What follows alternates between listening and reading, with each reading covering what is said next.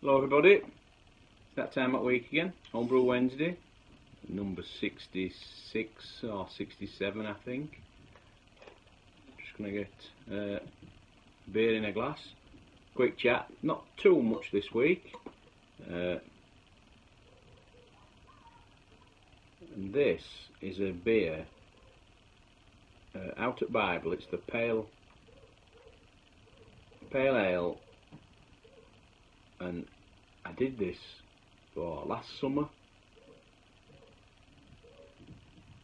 and father-in-law tried it off tap, and he loved it, and I did him a batch, and I just kept 2 bottles back, just put them in pet bottles, forgot about them, on back. I found them today because I've been brewing, and I put them in the fridge, and beautiful. Just shows you, just leaving them to sit, how clear they go. So, cheers everybody.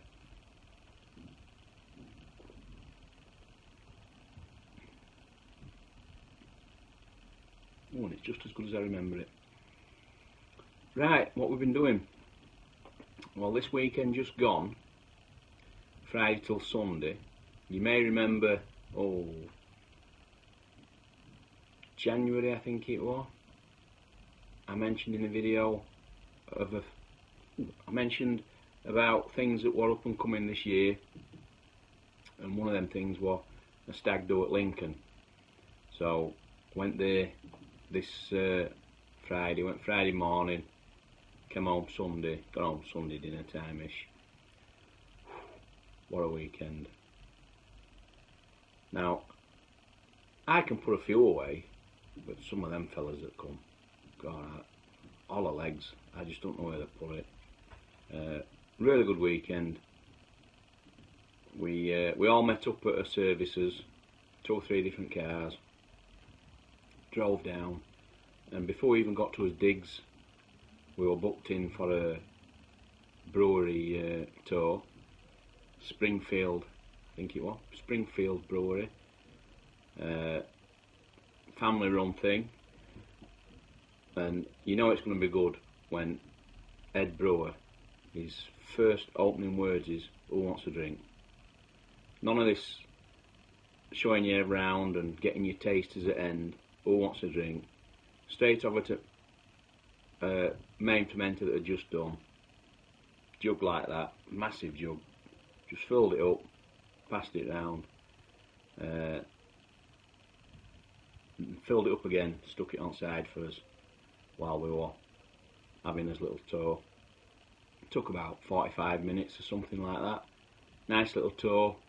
I bet we did 2.5, 3 pints walking around with him, and then into his pub. We only had 1 pint because it wasn't fair for people that were driving, and then straight into Lincoln, got us digs, and we were in pub for 4:30, 5 o'clock, right till 3:20 I think I got in, after doing so many pubs and then finishing in Beer Keller. That was Friday. Saturday we all met at 10:30 with the spoons, straight back on it till 1:30. Then it was a minibus ride up to a little gin distillery, the only gin distillery in Lincoln. 1-man band. Started at home, just upscaled it a little bit. Lincoln Gin, really nice guy, took us through every step of it, little taster, and then it had been 3 o'clock-ish in the afternoon. So while we were in a minibus, straight back to digs, changed, out, and that was while 2:30, something like that. Went in a bar, band on, really good rock band, stayed there 2 or 3 hours, and it got messy. End at night table were just littered with the whiskey, vodka, gin and rum, and some of them fellas were just putting it back like it were water. So we had a good session, really good session, and my mate Wayne, he really enjoyed his sen. Couldn't speak next day, lost his voice from all singing and shouting and what have you. And from what I can remember, it's a really nice place, is Lincoln. I mean, I know we were only doing pubs, but what I saw in between and that, I'd go back again. So that was this weekend just gone. And while I'm on the subject of my mate Wayne, he's getting married in June 22nd. I've got 2 or 3 beers to do for him. Just done first one today. If you look back there, I've got it's cooled. 21, 22 litres. Excuse me. So quite happy with that. Now I'm not going to say what it is because he watches my videos, and it's a bit of a surprise for him. Needless to say, it's one I have done before, or twice before maybe, and I'm going to be doing it again. I think I'm going to have it on tap for my 50th. So all I'll say is it's got Citra, Chinook,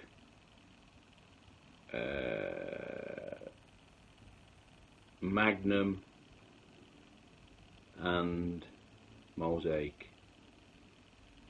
It's fairly hoppy. There's 150 grams of dry hop in 2 stages, and that's all I'm going to say. I'm not going to get game away on that one. I've got ingredients to do his second one, and I'm just not quite sure for third. Depends how many bottles, because I'm bottling in 330s. Not to be tight or anything, just that obviously you'll get more bottles out of your batch in 330s, and it's not about having loads, it's more of a gesture than anything else. So by doing it in 330s, there's a few fellas that are going, that are with us this weekend, that are into the beers like we are, and by doing it in 330s they can have at least one of whatever I make. I can try one of each, possibly 2, whereas if I did 500s there'd be 1 each. I mean, we're looking at, I'm going to need roughly 120 bottles, something like that, possibly 150, so everybody can have at least 1 or 2. So it's a good 2-3 brews. So I've got his first one done. I need to source labels now. Now I'm not the greatest one for doing editing and what have you, Photoshop, anything like that. I've been looking a few places where you, a bit like what was that one I used to use before? Labelizer, but they're a bit too homebrewy for me. There was another one called Grog Tag. Now if anybody's used it, I think it's American. They do everything for you. You just design your label and then they print it and send it to you, and it's on peelable. You just peel it off and stick them on your send. So you've still designed it or uploaded your images and what have you. Similar sort of thing to Labelizer, but you've got a bit more input and their range is a lot greater. You can customise bottle caps on it. You can do quite a lot, but it's expensive. It's fairly expensive. So you don't know whether I'll be using that or not. And the reusable labels. So if you do a generic like IPA or something, you can reuse them, peel them back and reuse them.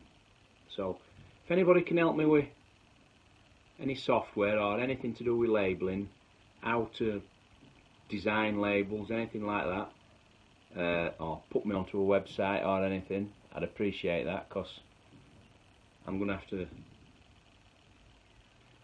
I don't know, I'm going to have to learn pretty quick, but I'm sure I'll get there. So that's his first beer done, and I've just got to source out some labelling for him. I think I'll have enough bottles. If not, I'll just buy 50, they're pretty cheap. So that's that. And then there's only one more thing really, and that was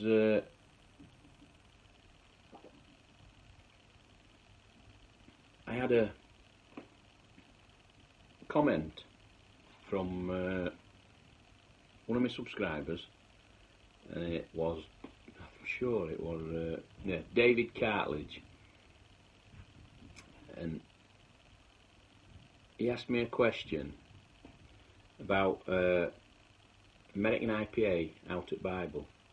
He commented on, I did a video of it, a taste test I think it was, and he asked me a question about it.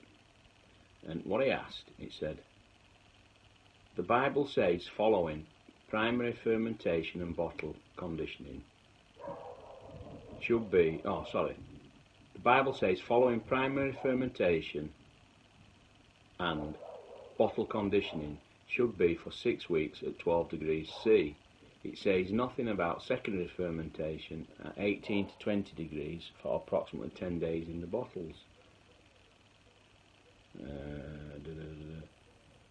I've just noticed that all the recipes in the Bible are fermentation 18 degrees followed by conditioning at 12 degrees C. What do you think about this? All very different from my other efforts. So basically what he's asking is, if I've understood it right,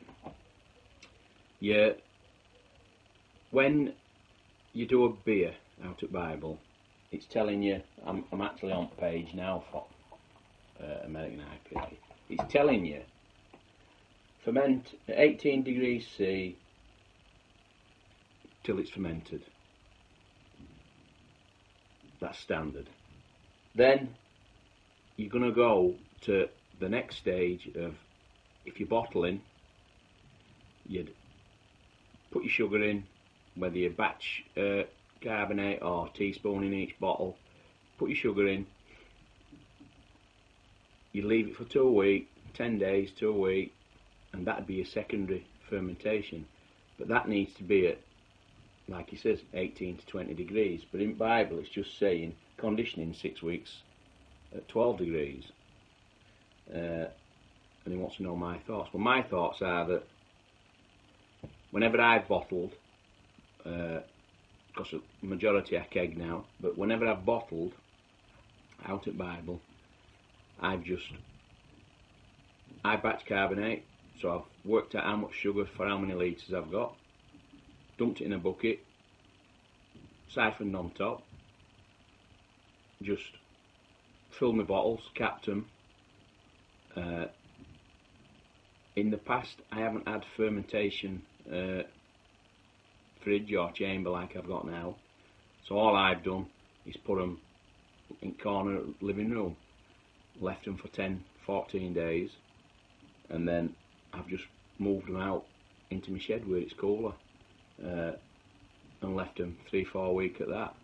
So what I'd suggest is that you do the same. If you haven't got if you have got a fermentation chamber or fermentation fridge, just bottle them how you'd normally bottle them after they've done, put them in, set it at 18, leave it for 2 weeks, let them condition for that 2 weeks till they're carbonated, and then all you're doing for conditioning for your other 4 week out at 6, you're just letting them sit, stick them somewhere, just let them sit. If you ain't got a fridge or a fermentation chamber, if you've got a cupboard under stairs or somewhere that's relatively cool, put them in there, forget about them for a month, and they'll be fine. That's all I've done with stuff that I've bottled. It probably could explain it a little bit clearer, but when they're all grain recipes, I think they're assuming that your knowledge has gone up a little bit and you know little things like that. I know not everybody does, but I think that's what authors of most of your recipes think. If you're at a point where you're all graining, you've got a relatively higher than normal level of understanding of what you should be doing. It's all trial and error, and that's all I've done. So just bottle them as normal, leave them somewhere warm, and if you've got somewhere cooler after they've had 2 weeks, just put them there. And I think even if it's not 12 degrees and it's a little bit higher, I think the most important thing is it's a constant temperature. You don't want it somewhere where it's going warm and then cold. If you can try and have it somewhere that's more constant, that's the thing. A nice constant temperature. I wouldn't worry too much at this 12 degrees because not everybody can do that. And that's my thoughts on it really. I've probably gone outfield to get to the gate trying to explain myself, but that's what I'd do. And I don't think I've got much more for you fellas this week. I've just brewed that today. Back at work tomorrow, Wednesday. I'm doing this on a Tuesday. Back at work tomorrow. If weekend's on, I'm on for a stretch of 8, so it's going to be next, not this Friday, Friday after, before I can brew again. And I think I'll be doing possibly Wayne's Second Bay. We'll see. So we'll leave it there, fellas. Cheers. Happy Homebrew Wednesday.